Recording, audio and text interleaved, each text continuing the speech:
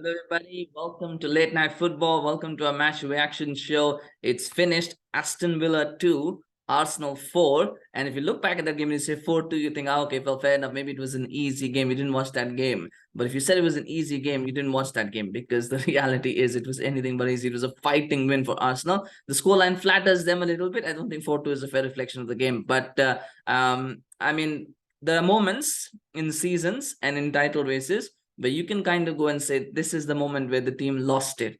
And this is the moment where the team won it. And I think today was one of those days where I think if Arsenal had lost, we would probably look back in the season and say, this is the moment where Arsenal lost it. And at 2-1 down in the 60th minute, you thought that is where it was headed. At 2-2 heading into the 90th minute, you still thought that was probably what was going to happen. Maybe they would have made a point. A point I don't think would have been enough. They need to keep winning because at the moment it is in their hands and they can't allow any kind of slip up now. They have got to be perfect pretty much from now to the end of the season to make sure that City don't catch them. So today winning, especially after the game against City, they needed to win today. They needed to get that result. And it just wasn't happening for them. It just wasn't happening. I mean, the first goal, 4th minute, I mean, early goals, it's a real problem. And I mean, 5th minute, Aston Villa always score in the first 15 minutes. Apparently, they score a lot of their goals in the first 15 minutes, and Arsenal consider a lot of their goals in the first 15 minutes. So maybe there's something there. But Ollie Watkins, I mean, that's a wonderful pass from Matty Cash. And Zinchenko had a really poor first half.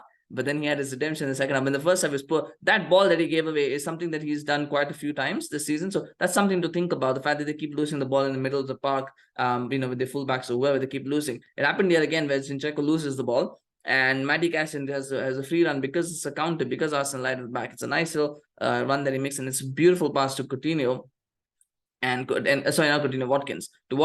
And Watkins pulls out a nice shot. I mean, I feel Saliba could have done it better. I think Ramsdale maybe could. Ramsdale might not be at fault. Saliba certainly could have done better. But the ball just angles and arrows into the far corner. It's a beautiful strike, and it's 1-0. And you're thinking to yourself, "Oh my God, here we go again. Are Arsenal going to choke? Are they going to bottle it?" They get back to 1-1. Saka with a fantastic finish. That is. I think of all the goals we've seen, that's probably the best goal that we've seen today. It's a beautiful finish, and most people won't even remember it. But it's a stunning finish that with his on his left foot, he's taking it on the volley, and he managed to put it in the top corner. It has to be perfect anyway. Those kind of strikes, if you're trying to beat Martinez from there, it makes it 1-1. And then Arsenal again concede and make it 2-1. And again, you've got to look at this. Actually, that second goal actually is a thing of beauty. I thought the Arsenal first goal is the best finish. I think the second goal that Villa scored probably is the best goal of the match, because they play out from the back. Arsenal Villa play out from the back all the way from back to front, and Arsenal's press is light. And that, I think, is the reasoning for that. I thought was because there's a bit of fatigue in the team, and it's not a deep squad, and they have been playing a lot of games. The same team has been playing game after game after game. So there's obviously going to be some fatigue there.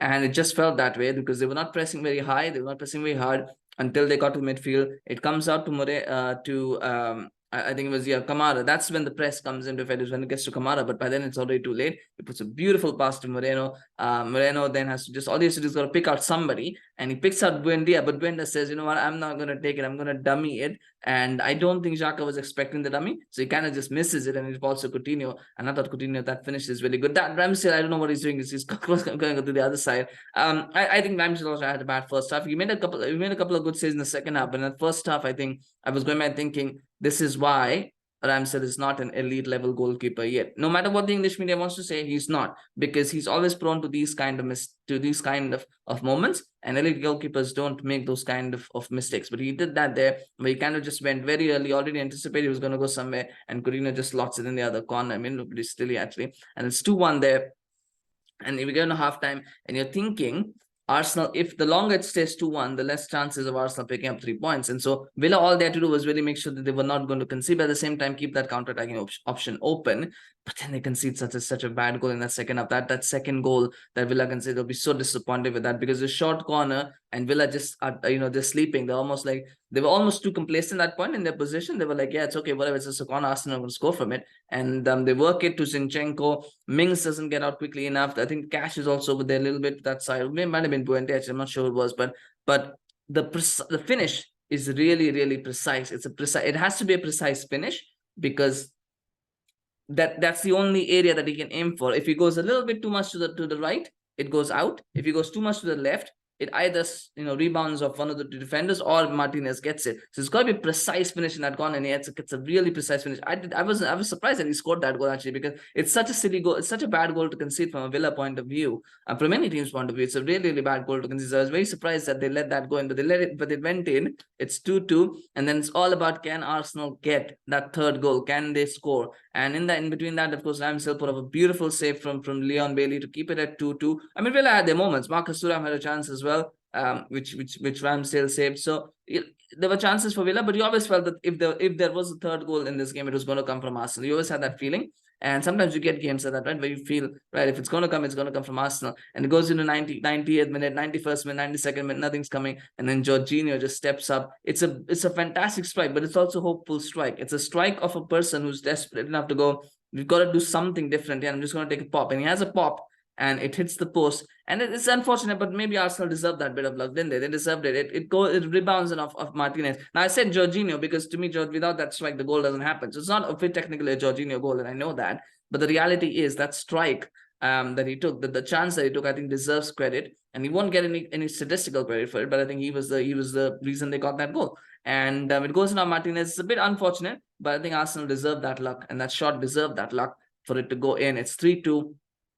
And that's about it. At that point, you kind of knew Arsenal were going to win the game. Villa had to perform, but they can see the fourth goal on the counter. I don't think it matters much. 3-2, 4-2 is the same result. I think it's a win. But the fact is that third goal was the critical goal, wasn't it? And Martinelli will be happy that he got a fourth goal, that he got a goal for himself. He's had a bad run of form, and he was dropped rightfully today. But 4-2, I think, is a fair reflection of the result. Of Arsenal performance, I think 3-2 is a fair reflection. 4-2 is probably a bit flattering, but nonetheless, the fact is they'll be happy. It doesn't really matter much in the context of the season and of the game itself. But a fantastic win for Arsenal. It was a much needed win, as I said, because had they lost today, then City would be level. City would then be level on points with Arsenal having played the same number of games. And of course, with the better goal difference, which is not what Arsenal want, because they got the one more game against City to come. And you expect City will probably win that game, or at the very least, what Arsenal would want is not wanting to go into that game needing a win. What they would want is a draw will be good enough for them. But what they don't want is they don't want to go into the City game thinking, right, we're going to win this game, because otherwise we're losing ground. So it was important for them to keep the win today. Even just psychologically, the fact that they've come off 3 games where you've not won any of them, you had some poor performances. You don't want to go 3 out of 4, right? 3 losses out of 4. You don't want to do that. So 2 games is a blip. 3 games, if end up the third game is Manchester City, so you kind of accept that that's going to be part of that. But in 4 games becomes more than a blip. It becomes something more concerning. So it was an important win for them, and it puts them back on top of the table. I don't think there was anything major to be. The problem is that the first half probably laid a lot, exposed a lot of the weaknesses that Arsenal have. But in the second half, after Arteta's team talk, I think they tightened some things up. They made some changes, and it worked. So it's hard to be too critical of a team that makes a comeback. I thought Saliba, for the first time, I think this season, Saliba looked a bit vulnerable. And it might very well be the fact that this is a young player who's never been in this sort of position before, who's now finally seeing things catch up to him. Keep in mind, Saliba was an unknown quantity. Now teams know him. They understand his strengths, his weaknesses. They know what they have to do against him. It's now to Saliba to improve and enhance his own game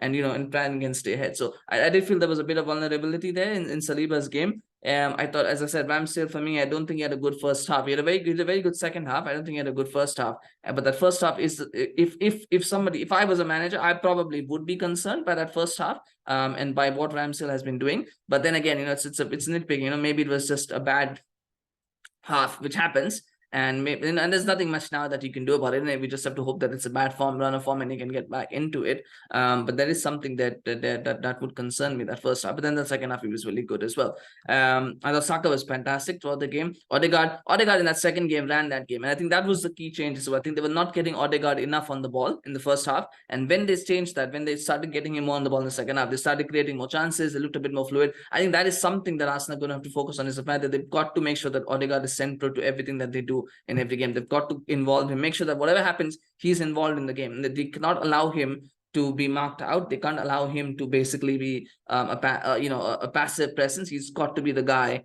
that they've got to say focal point, right? You are the one who's going to orchestrate everything. He's got to basically be the conductor of the team. So that's something that for Arsenal to think about. It's 3 points, very important. And now we'll see what City do. I think City will win, of course. It's Nottingham Forest. They really shouldn't be having trouble beating them. So they do. But again, and that's also another reason why it's important for them to win, because they, these are City would get guaranteed to get 3 points today, so they don't want to fall behind. So they need to make sure that they keep winning as well for that reason. So nonetheless, congratulations to Arsenal. Congratulations to all Gunners fans. Let me know your thoughts on the game. Of course, what do you think about the performances? What do you think about the goals? What do you see happening next now? Where this title race goes. Just smash a like if you enjoyed this video. Of course, subscribe to our channel on YouTube. Follow us on Facebook, Twitter, Instagram. We appreciate your support. We'll be doing lots more videos today, so when you subscribe, you get notified to each one that drops. So stay tuned. We'll have more for you, of course. Thank you so much for watching this one. Take care. Bye-bye.